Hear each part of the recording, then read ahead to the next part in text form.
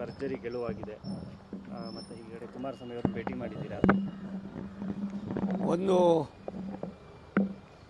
ರಾಜ್ಯದಲ್ಲಿ ಹೊಸ ಅಧ್ಯಾಯ ಪ್ರಾರಂಭ ಆಗಿದೆ. ಜನ ಯಾರ್ಯಾರಿಗೆ ಯಾವ್ಯಾವ ರೀತಿಯ ಗೌರವ ಕೊಡಬೇಕೋ ಕೊಟ್ಟಿದ್ದಾರೆ. ಜನರ ನಿರೀಕ್ಷೆ ತಕ್ಕಂತೆ ನಾವು ಹೆಜ್ಜೆ ಹಾಕಬೇಕಾಗಿದೆ.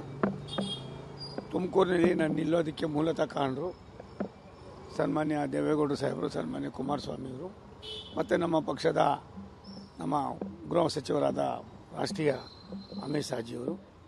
ಅದಾದಮೇಲೆ ಸನ್ಮಾನ್ಯ ಯಡಿಯೂರಪ್ಪನವರು, ಉಜ್ಜಯನರವರೆಲ್ಲರ ಸಹಕಾರದಿಂದ ಗೆದ್ದಿದ್ದೇವೆ. ಒಂದು ನಾನಿವತ್ತು ಮೈಸೂರಿಗೆ ಹೊಟ್ಟಿದ್ದೀನಿ. ಯಾವುದೋ ಒಂದು ನನ್ನ ಸ್ವಂತದ್ದು ಏನೋ ತೊಂದರೆ ಆಗಿರೋದ್ರಿಂದ ಅಲ್ಲಿಂದ ತುಮಕೂರಿಗೆ ಹೋಗ್ತಾ ಇದ್ದೀನಿ. ಜನ ಕೆಲಸಗಾರರಿಗೆ ಯಾವ ರೀತಿ ಗೌರವಿಸ್ತಾರೆ ಅನ್ನೋದಕ್ಕೆ ಈ ಚುನಾವಣೆಯಲ್ಲಿ ನಮಗೂ ಒಂದು ರೀತಿ ಸಂದೇಶ ಇದೆ.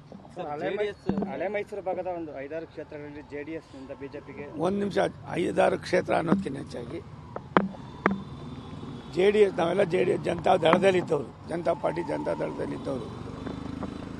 ಜನ ಹಳೆ ಮೈಸೂರು ಹೊಸ ಮೈಸೂರು ಅನ್ನೋದಕ್ಕಿಂತ ಹೆಚ್ಚಾಗಿ ಎಲ್ಲ ಕಡೆಯಲ್ಲೂ ಕೂಡ ನಾವು ಏನು ಸಮನ್ವಯತೆ ತುಮಕೂರಿನಲ್ಲಿ ಆದಂಗೆ ಎಲ್ಲ ಕಡೆ ಆಗಿದ್ರೆ 28ಕ್ಕೆ 28 ಗೆಲ್ತಾ ಇದ್ವಿ. ಅದು ಟೈಮು ಆಗಲಿಲ್ಲ. ನಾನು ಅದನ್ನು ತುಂಬ ಚೆನ್ನಾಗಿ ಉಪಯೋಗಿಸ್ಕೊಂಡೆ. ಹಾಗಾಗಿ ಕುಮಾರಸ್ವಾಮಿಯವರು, ದೇವೇಗೌಡರು ಸಾಹೇಬರು ಮತ್ತು ನಮ್ಮ ಪಕ್ಷದ ನೇತಾರಗಳು ಏನೆಲ್ಲ ಇನ್ನೂ ಕೂಡ ಕುಳಿತು ಚರ್ಚೆ ಮಾಡಿದರೆ ಇನ್ನೊಂದಷ್ಟು ಸೀಟ್ಗಳನ್ನ ನಾವು ಗೆಲ್ಬೋದಾಗಿತ್ತು. ಆಗಿದೆ, ಸ್ವೀಕಾರ ಮಾಡೋಣ. ಮುಂದಿನ ದಿನಗಳಲ್ಲಿ ಬರ್ತಕ್ಕಂಥ ಸವಾಲನ್ನು ಎದುರಿಸ್ತಾರೆ.